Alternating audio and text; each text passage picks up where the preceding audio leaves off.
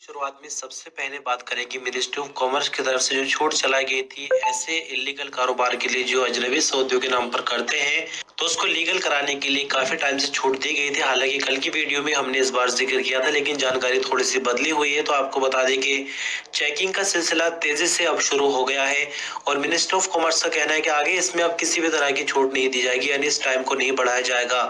16 फरवरी को डेडलाइन खत्म हो गई है और जिन लोगों की एप्लीकेशन जमा हो गई है उन पर अभी गौर किया जा रहा है। 90 दिनों के अंदर अंदर उनके बारे में भी कोई फैसला किया जाएगा। साथ ही आपको बता दें कि मिनिस्ट्री ऑफ कॉमर्स की चेकिंग टीम ने बहुत सी दुकानें मार्केट्स के अंदर बंद पाई, जिनके बारे में ऐसा कहा जा रहा है कि लोगों ने इस छूट से फायदा नहीं उठाया, यानी हो सकता है कि वो बिल्कुल इलीगल तरीके से चल रही हो या फिर उन लोगों को लगा है कि हम उल्टा कहीं फंस न जाए, तो ऐसी दुकानें अब बंद हो गई है। लेकिन यहाँ मैं आपको बता दूं कि पर्सनल तरीके से जो काम करते हैं, यानी कि प्राइवेट ड्राइवर की वीजा लेकर, सवा खास की वीजा लेकर जो काम करते हैं, उनसे इसका कोई भी संबंध नहीं है। उनकी अगर चेकिंग होती है तो वो दूसरी बात है, हालांकि वो भी एक तरह से इलीगल है। लेकिन ये जो स्कीम चला जा रही थी ये सिर्फ कारोबारियों के लिए चल रही थी, लेकिन जो प्राइवेट ड्राइवर की जॉब होती है वो एक तरह से पर्सनल मानी जाती है। सऊदी अरब में हर साल जिस तरह से 23 सितंबर को नेशनल डे मनाया जाता है, अब यहाँ पर एक नया दिन और जोड़ दिया गया है, यानी हर साल 22 फरवरी को यौम तासीस यानी फाउंडिंग डे सऊदी अरब का हम इसको कह सकते हैं।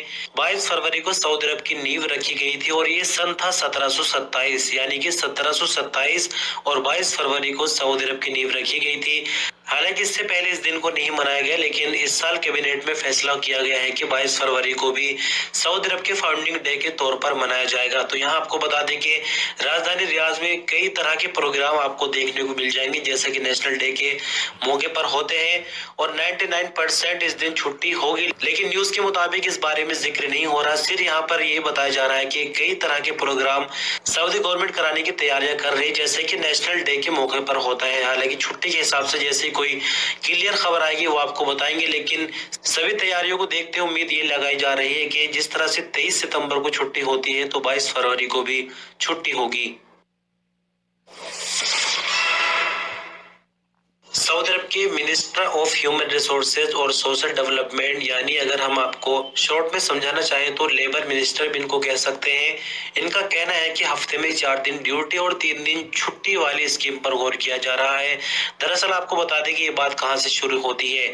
आपकी जानकारी के लिए बता दें कि यूनाइटेड अरब इमारात यानी यूएई की गवर्नमेंट ने एक नया फैसला हाल ही में लिया है, जिसमें कहा गया है कि सरकारी विभाग और स्कूलों में हफ्ते में सिर्फ 4.5 दिन काम होगा, यानी सोमवार से स्कूल और सरकारी ऑफिसेज खुलेंगे और जुमे के दिन 12 बजे बंद हो जाया करेंगे। सेम इसी तरह की स्कीम सऊदी अरब में भी आ सकती है। अब इस पर गौर किया जा रहा है। इंजीनियर अहमद अल राजी का कहना है कि लेबर मार्केट का पूरी तरह से जायजा लेने के बाद और साथ ही ये भी देखा जाएगा कि इन्वेस्टर्स का इसमें कोई लॉस तो नहीं हो रहा और उसी के बाद कोई फैसला किया जाएगा। यानी क्लियर अभी कुछ भी नहीं कहा जा सकता, लेकिन फिर भी एक उम्मीद है। अब देखना ये होगा कि आने वाले दिनों में किन किन लोगों को इससे फायदा मिलेगा। सऊदी अरेबियन एयरलाइंस यानी अल सऊदिया का कहना है कि साल 2022 के दौरान कई नए देशों के लिए डायरेक्ट फ्लाइट्स चलाई जाएंगी। 10 नए टूरिस्ट पैलेस भी इसके अंदर शामिल किए गए हैं। अखबार 24 के मुताबिक अल सऊदिया ने बताया कि बैंकॉक, शिकागो, बार्सिलोना और मलगा, मॉस्को, बीजिंग, सेवेल, युगांडा और मोरक्को के लिए नई फ्लाइट्स चलाई जाएंगी। अल सऊदी ने अपनी फ्लाइट से सफर करने वालों को संतुष्टि दी कि इस साल के दौरान इन जगहों के लिए आरामदायक फ्लाइट्स चलाई जाएंगी, जिससे पैसेंजर्स को एक नई तरह का एक्सपीरियंस मिलेगा। सऊदी अरब के minister of human resources engineer Ahmed Al Rajhi का कहना है कि सऊदी अरब के लेबर मार्केट में सऊदी वर्करों की तादाद 19 लाख से पार हो गई है। अल इक्तिसादी अखबार के मुताबिक बुध को प्रेस कॉन्फ्रेंस के दौरान उन्होंने बताया कि ये ऐतिहासिक रिकॉर्ड है, पहले ऐसा कभी भी देखने को नहीं मिला। हम लगातार सऊदी विजन 2030 की तरफ बढ़ रहे हैं और जो भी उसके टारगेट से गोल से उनको पूरा कर रहे हैं। उन्होंने आगे कहा कि इस साल 30 नए प्रोफेशन की सऊदेशन होगी, इसका ऐलान जल्द ही किया जाएगा। साल 2021 के दौरान 2 लाख नई नौकरियां पैदा करने के लिए 32 प्रोफेशन की सऊदेशन की गई है। इसका नतीजा ये निकला कि सऊदियों की जो नौकरियां हैं वो डबल हो गई है। अलराजी ने इस बात पर खुशी का इजहार किया कि प्राइवेट सेक्टर की जो कंपनियां हैं वो सऊदेशन के हवाले से 95% तक की पाबंदी कर रही है। किसी भी प्रोफेशन के लिए ये कहना कि वे सऊदियों के लिए ही रिजर्व है, अब ये पुराने वक्त की बात हो गई है। यानी इनके कहने का मतलब ये है कि पहले होता ये था कि प्रोफेशन सऊदियों के लिए खाली पड़ा रहता था और सऊदी उस जॉब पर नहीं होते थे, लेकिन अभी जैसे ही कोई जॉब ह्यूमन रिसोर्सेज की तरफ से पैदा की जाती है तो फौरन ही सऊदी को उस पर रखा जाता है और इस तरह से सऊदी काम पर लग रहे हैं और अच्छा पैसा कमा रहे हैं। सऊदी अरब में 30 औरतों को ट्रेन ड्राइवर के तौर पर भर्ती करने के लिए दिए गए एडवर्टाइजमेंट के बाद 28,000 सऊदी औरतों की तरफ से एप्लीकेशन प्राप्त हुई है। रॉयटर्स न्यूज एजेंसी के मुताबिक मक्का मुकर्रमा और मदीना मुनव्वरा के बीच बुलेट ट्रेन के लिए ड्राइवर के तौर पर भर्ती से सऊदी अरब में औरतों को रोजगार के नए मौके दिए जाएंगे।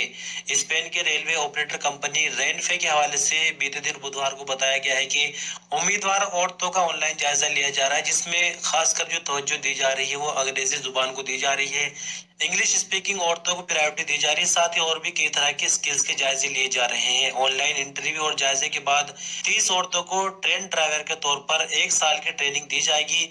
रेलवे में ड्राइवर के तौर पर भर्ती की जाने वाली औरतें मक्का मुकर्रमा और मदीना मुनव्वरा के बीच बुलेट ट्रेन चलाएंगी। इस खबर को और ज्यादा लंबा नहीं करेंगे, सिर्फ आपको शॉर्ट में यही बताना है कि सऊदी अरब में अब किस हद तक बदलाव होने लगे हैं। सिर्फ 30 औरतों की यहाँ पर जरूरत थी और 28,000 औरतों ने यहाँ पर अप्लाई कर दिया है। सऊदी अरब का शहर मदीना मुनव्वरा किसी पहचान का मोहताज नहीं है। आप अच्छे से जानते हैं अल्लाह के नबी का ये शहर है, लेकिन यहाँ जो रिपोर्ट आई है वो आपको चौंका देगी और आपका जो सीना है वो फख्र से और ज्यादा चौड़ा हो जाएगा। दरअसल आपको बता दें कि तन्हा सफर करने वाली औरतों के लिए मदीना मुनव्वरा दुनिया का सबसे सेफ और सुरक्षित शहर माना गया है। ये कोई मनगढ़ंत बात नहीं है। दरअसल आपको बता दें कि ब्रिटेन की एक कंपनी है इंश्योर माई ट्रिप, उसने एक सर्वे किया है दुनिया भर के सभी शहरों का जहाँ पर टूरिस्ट जाते हैं, तो दुनिया भर में अगर तन्हा की औरतें सुरक्षित सफर कर सकती है तो वो शहर है मदीना मुनव्वरा। विभाग का आगे कहना है कि मदीना मुनव्वरा दुनिया के सबसे को पैसेंजर्स औरतों के लिए सबसे कम सुरक्षित शहर बताया है। दूसरे नंबर पर लिस्ट में थाईलैंड का शहर चियांग माई है, तीसरे नंबर पर दुबई है, चौथे नंबर पर जापान का शहर क्योटो है, जबकि 5वें नंबर पर चीन का शहर माकाओ है। सऊदी अरब की हेल्थ मिनिस्ट्री की तरफ से आज ही शाम यानी 17 फरवरी की कोविड-19 की रिपोर्ट के मुताबिक नए मामले 1569 रिकॉर्ड पर आए।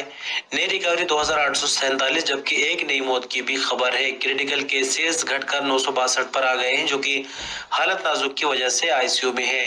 तो 1569 नए मामले रिकॉर्ड आने के बाद कुल मामले सऊदी अरब में 7,35,958 हो जाते हैं। 2847 नई रिकवरी के बाद कुल रिकवरी 7,04,896, एक नई मौत के बाद 8,978 कुल मरने वालों की तादाद हो जाती है।